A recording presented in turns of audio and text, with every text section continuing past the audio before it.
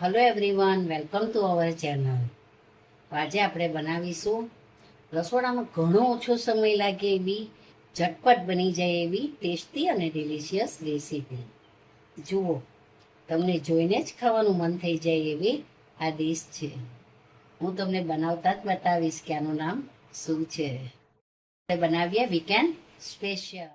Chop onion, chop tomato and chop capsicum. અહીંયા મેં grated paneer, મરચું, મીઠું અને મરીનો ભૂકો પણ લીધા છે. ખૂબ ઓછા ઇન્ગ્રેડિયન્ટથી બની જાય એવી ઝટપટ રેસીપી આપણે આજે બનાવીશું. તો ચાલો, એના માટે આપણે લઈશું, મેં અહીંયા 2-3 મીડિયમ સાઇઝના ઓનિયન લીધા છે. પછી એમાં આપણે નાખીશું ચોપ ટામેટા અને ચોપ કેપ્સિકમ. મેં 3 સાઇઝના મીડિયમ સાઇઝના કાંદા, 2 ટમેટા અને 3 કેપ્સિકમ લીધા છે. હવે આપણે એમાં એડ કરીશું એઝ પર ટેસ્ટ સોલ્ટ,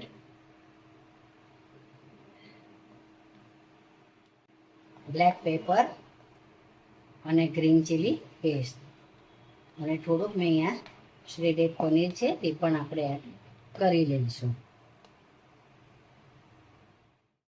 આપણે બાઇડિંગ માટે એમાં 1 ટેબલસ્પૂન જેટલો રવો ઉમેરીશું, જેને સૂજી પણ કહીએ છીએ આપણે. એ ફક્ત બાઇડિંગ પૂરતો જ રહેવાનો છે, જેથી બ્રેડ સોગી ના થઈ જાય. અને ક્રીમી ટેક્સચર માટે દૂધ વગરની જાડી મલાઈ લઈશું.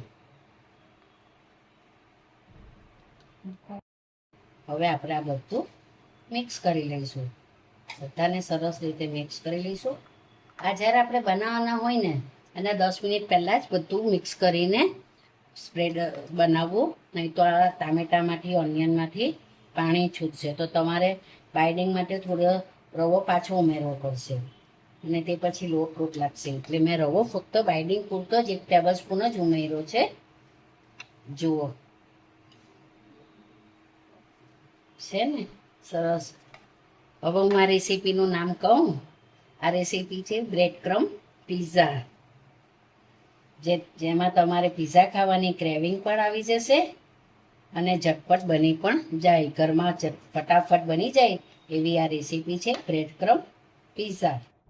અને તમે ઓલ્ડ સ્ટાઇલ પિઝા પણ કહી શકશો.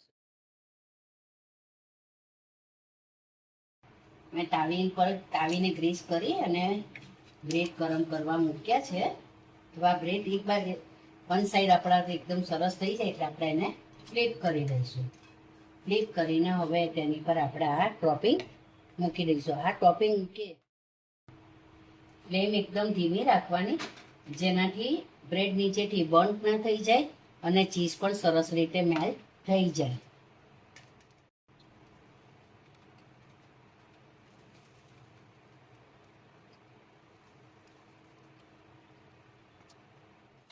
હવે એની પર આપણે ચીઝ મૂકીશું.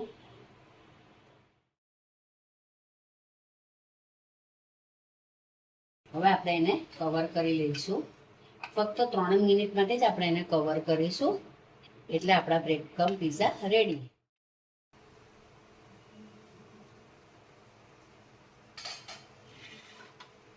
તો જુઓ, જોઈને જ ખાવાનું મન થઈ જાય એવા આપણા પિઝા તૈયાર છે.